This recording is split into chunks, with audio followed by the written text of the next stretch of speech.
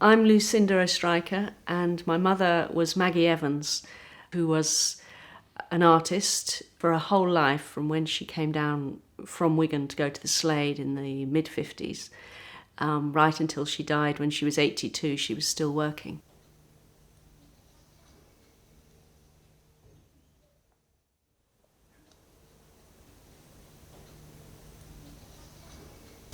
Over all that time, her main way of working was with chalk and pastel on paper. So there's an enormous amount of work that's built up.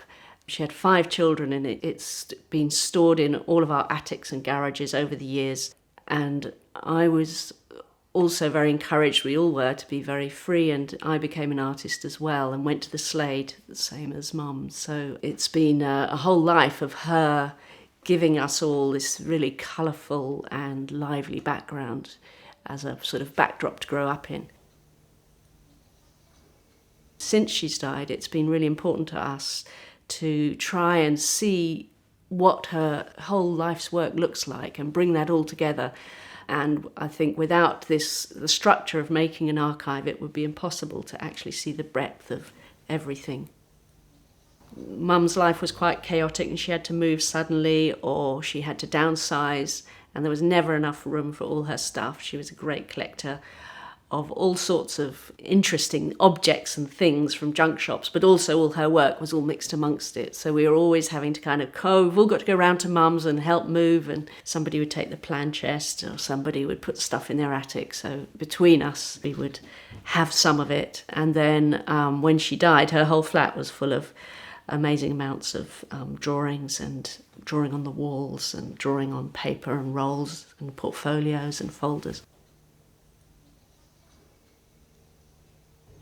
There aren't many photographs of us as children, and I realised looking through the folders that I've been opening that there we all are. All our childhood is there, all of us playing, endless drawings of us. And for us, we recognise her drawings. We can tell who somebody is straight away, and we feel that she's really got a likeness. To some people, they may look really sketchy, but to us, we know her language. But we always felt her work was really good. We did feel that she was the artist and an artist, and as good as anything else that we saw in galleries or whatever.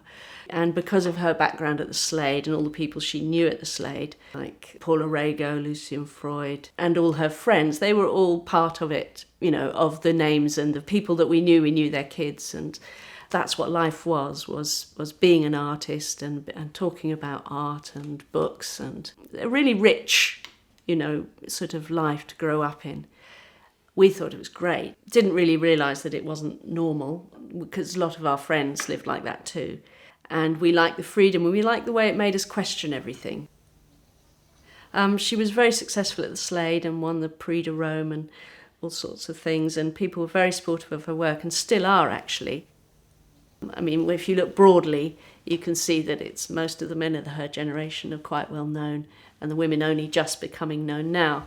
But she did have a way of holding on to her work and wanting to keep it like her children. She seemed to develop very quickly this style of looking at a big chaos of things, and there'd be all these objects and things she'd bought in junk shops and things, and all the paints out, and people dropping around for tea, and she'd be there painting while people were sitting and chatting. And I just look at her pictures, and I can see her hand doing it, and I can feel her energy and her real joy in life and colour and things growing. And she didn't have an easy life. She had quite a lot of hard things happened in her life. So now that it's up to us, we feel, at last we can kind of make this work available to the public and show what she has done and how she is a part of that generation of British artists. And we really want her to take her place there and be recognised for that. So first it was just sorting it into what is her work and what's not. It's amazing stuff. And it's been, opening the folders has been incredible experience, quite emotional as well. Working with the archivist has been amazing, and it's really good because she didn't know Mum's work before, And obviously I'm coming heavily loaded emotionally towards it. So having her there to explain it to her has been fantastic as well, I think. And she now has a massive sense of what Mum's life was like, not just her work. It's been amazing for somebody to bring order to what was absolute piles and piles of chaos, and to very systematically go through it, number everything, think about all the categories for the spreadsheet that might be useful, so that later we can look at all the portraits, or we can look at all the things done with charcoal, or we can look at all the things that are A2, so all the different things. So this is the first step to really map what is there, what the extent of her work is. And then after that, it would be fantastic to perhaps get something written, a bit about the story and the narrative of her life and her work, and have an exhibition.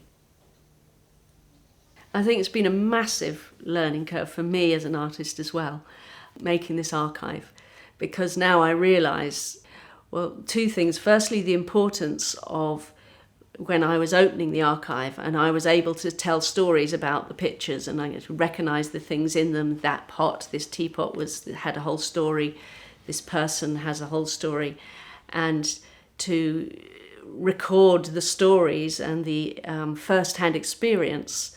So it's really important to do that. And then let alone with my work as well, I realised, oh my God, I've got all this other stuff, VHS, U-matic, slides, all this other stuff that's going to be out of date and unlookatable.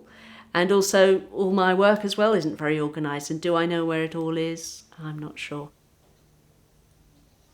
So we would make kind of judgments about the best work as well. For example, we're going to take some very high quality photographs of some of the work for future use. So I've had to make judgments there about which ones really show her energy or expertise, or really, for me, are the most exciting works. So there is always that, actually, a very personal approach, and somebody else might choose different things. I suppose looking through all the work as we've done, there are certain works that really stand out. And they've also been ones that, because they've been framed and they've been out and on the wall, we've lived with them over the last 20 years and known them. There are a few that I've uncovered in the portfolio that seem really, to me, pivotal, particularly perhaps, though, because where she mixes the still life and the flowers and the tabletop and the bowls with a figure or two, and sometimes writes the names of the books she's been reading, a lot of Garcia Lorca quotes and his name as well, Flowers for Lorca, this kind of thing. But also with my younger brother in Titus, who died very tragically when he was 25. So to me, to suddenly see him there amongst it is very poignant, and it gives it an extra sort of weight, I suppose. So I have uncovered some fantastic work that I didn't know was there, which is really exciting. What? Go now. All things perish. But there has been a journey as pilgrim, as pathfinder,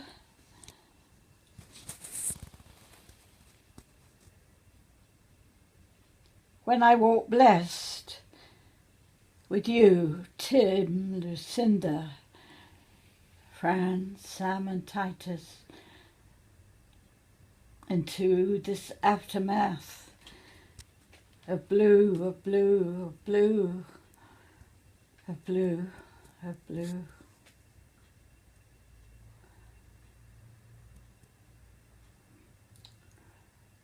Lord, accept my soul and honour my children.